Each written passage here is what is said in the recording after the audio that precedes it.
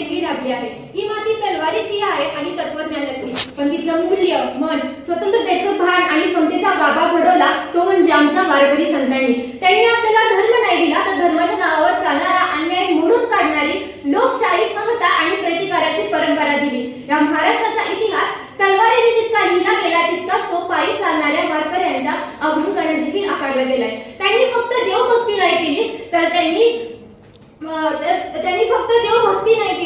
तर त्यांनी आपल्या तर ते या महाराष्ट्राच्या मनाची रचना करणारे सभासुधारक होते. त्यांनी देव नाही शोधला तर त्यांनी माणूस शोधला. त्यांनी आपल्याला धर्म नाही दिला तर न्याय, समता आणि मानवतेचा महाराष्ट्र धर्म घडवला.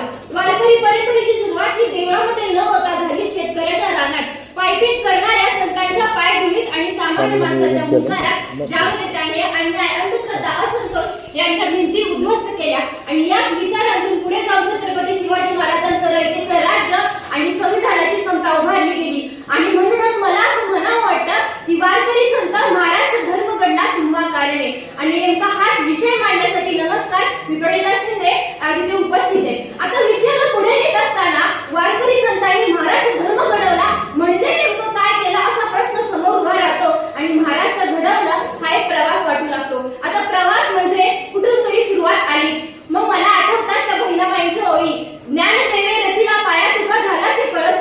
या महाराष्ट्राच्या मातीमध्ये खऱ्या अर्थानं महाराष्ट्र धर्माची रचना केली ती म्हणजे ज्ञानेश्वर माऊलींनी. त्यांनी सांगितलं की ज्ञानाला कोणतीही जात नसते, जे जे भेटते ते ते गोविंद. ही ओळ म्हणजे समतीची पहिली ठिणगी. आज एखाद्या गरीब विद्यार्थ्याला शिष्यवृत्ती मिळते, एखाद्या शेतमजुराची मुलगी इंजिनियर होते. हे फक्त आधुनिक धोरणामुळे नाही, कारण इथली माती या मूल्यांना वाढवण्यासाठी आधीपासूनच तयार होती, कारण त्या मातीला सुपीक करण्याचं काम ज्ञानेश्वरांनी केलं. त्यांनी ज्ञानाला लोकांच्यात आणलं आणि या समाजाच्या पायातील पहिली बेडी मुक्त केली. एकीकडे ज्ञानेश्वरांनी ज्ञान मुक्त केलं तर नामदेवांनी देव मुक्त केला. ते म्हणतात भाव हवा गवगवा नको. त्यांनी देवाला देवळातून लोकांच्या मध्ये आणलं आणि मग भक्ती विचार मुक्ती बनली. संत एकनाथ आम्हाला सांगतात की आतून प्रेम पाणी यांच्या वाटपासाठी जन्मकुंडली लागत नाही. त्यांचं एक वाक्य आजही कानामध्ये भोगवतं की काय गं न घाबरेन. आज एखाद्या ठिकाणी अन्याय झाला तर आपण त्याच्या विरुद्ध आवाज करून उभे राहतो, पण ही पायरी बांधून दिली ती एकनाथांनी. माझी जनाई असं म्हणते की विठ्ठला तू घरकाम कर मी विनते. ही साधी सोपी वाटणारी ओळ आज संस्कृती बदलणारी ठरली.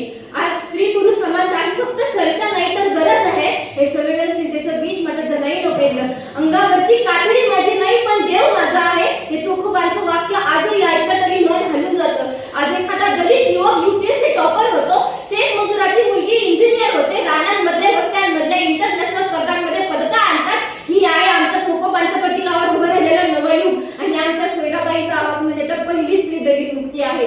तुकोबांचे शब्द आजही या समाजाच्या छातीवर हात ठेवून विचारतात, जे कारंजले गांजले. कारण हे फक्त अध्यात्म नाही तर हा सामाजिक न्यायाचा पहिला संविधानिक स्वर आहे. यांसारख्या अनेक कर्मयोगी संतांचं देणं आम्हाला लाभलं आहे. सावता माळेंनी श्रमिक धर्म दिला. गोरा कुंभार म्हणतात घडा उघडला तर मन उघडे. हरी सोनारांनी कष्टातला विठ्ठल दाखवला.